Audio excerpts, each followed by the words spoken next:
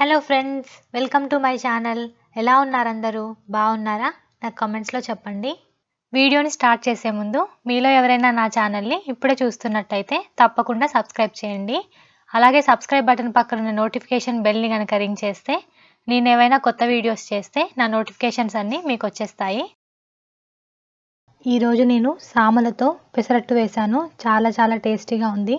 ఈ పెసరట్టు ఎలా చేసుకోవాలో చూద్దాము. దీనికోసము 1 కప్పు సామలు తీసుకున్నాను. 1 కప్పు సామలకి 1 కప్పు పెసర్లు తీసుకోవాలి.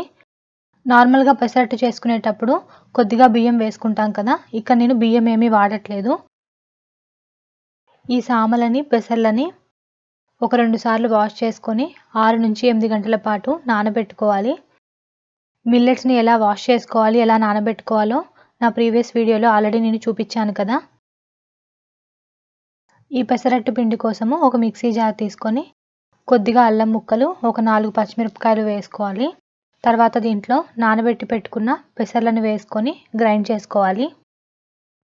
ఇక్కడ నేను పెసర్లని సామలని సపరేట్గా గ్రైండ్ చేసుకుంటున్నాను. ఎందుకంటే సామలు చిన్నగా ఉంటాయి కదా, రెండు ఒకసారి వేసుకుంటే మిక్సీలో సరిగా గ్రైండ్ అవ్వవు. నార్మల్గా మిల్లెట్స్తో దోశ కానీ ఇడ్లీ కానీ వేసుకుంటే ఒక రాత్రంతా ఫెర్మెంటేషన్ కోసం పెట్టుకోవాలి కదా. ఈ పెసరట్టుకి ఫెర్మెంటేషన్ ఏం అవసరం లేదు. నార్మల్ పెసరట్టు లాగానే ఇన్స్టెంట్గా వేసేసుకోవచ్చు. నేను నా ప్రీవియస్ వీడియోస్లో సామలని యూజ్ చేసి గుంత పొంగనాలు, ఇడ్లీ పిండి, దోశ పిండి ఎలా చేసుకోవాలో చూపించాను కదా. నేను డిస్క్రిప్షన్ బాక్స్లో లింక్ ఇస్తాను, మీకు ఎవరికైనా కావాలంటే చూడండి. చూసారు కదా, పెసర్లని మెత్తగా గ్రైండ్ చేసుకొని బౌల్లోకి తీసుకున్నాను. ఇప్పుడు ఇందులో సామలు కూడా వేసుకొని గ్రైండ్ చేసుకోవాలి. ఈ సామలని నానబెట్టిన వాటర్ని నేను గ్లాస్లోకి తీసుకుంటున్నాను. నేను నా ప్రతి వీడియోలో చెప్తున్నాను కదా, మిల్లెట్స్ని నానబెట్టుకున్నప్పుడు ఆ వాటర్ని ఎప్పుడు పడేయొద్దు, అందులో పోషకాలన్నీ ఉంటాయని. మిక్సీలో గ్రైండ్ చేసుకునేటప్పుడు కొద్దిగా వాటర్ అవసరం అవుతాయి కదా, అప్పుడు ఈ వాటర్ని యూజ్ చేసుకోవచ్చు. సామలని కూడా మెత్తగా గ్రైండ్ చేసుకున్నాను. ముందుగా గ్రైండ్ చేసుకున్న పెసర్లని ఈ సామలని బాగా మిక్స్ చేసుకోవాలి.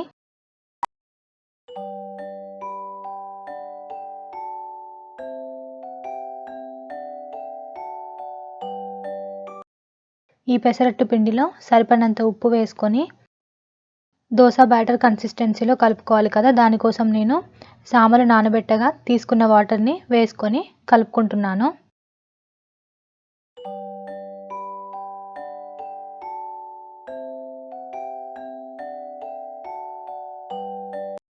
ఇప్పుడు స్టవ్ మీద ఒక పెనం పెట్టుకొని బాగా వేడెక్కిన తర్వాత పెసరట్టును వేసుకుంటున్నాను.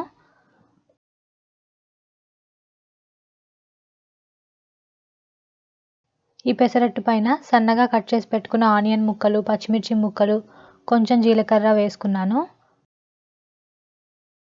చూసారు కదా, పెసరట్టు ఏమాత్రం కూడా పెనానికి అంటుకోదు, చాలా ఈజీగా వచ్చేస్తుంది.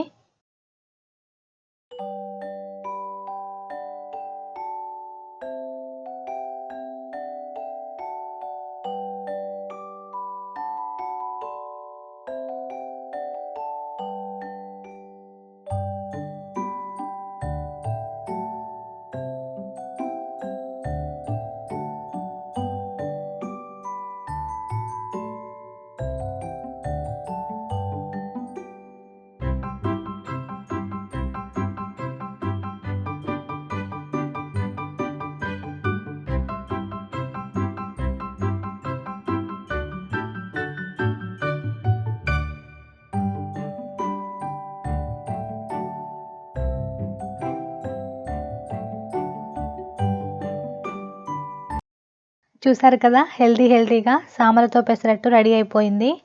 ఈ రెసిపీ కనుక మీకు నచ్చితే తప్పకుండా ట్రై చేసి ఎలా వచ్చిందో నాకు కామెంట్ సెక్షన్లో చెప్పండి. మరిన్ని మిల్లెట్ రెసిపీస్ని నెక్స్ట్ వీడియోస్లో చూద్దాము. ఇదండి ఈరోజు వీడియో. ఎలా అనిపించింది మీకు? వీడియో నచ్చితే లైక్ చేసి కామెంట్ చేయండి. Thanks for watching. మళ్ళీ ఇంకొక మంచి వీడియోతో మీ ముందుకు వచ్చేస్తాను. Bye, take care.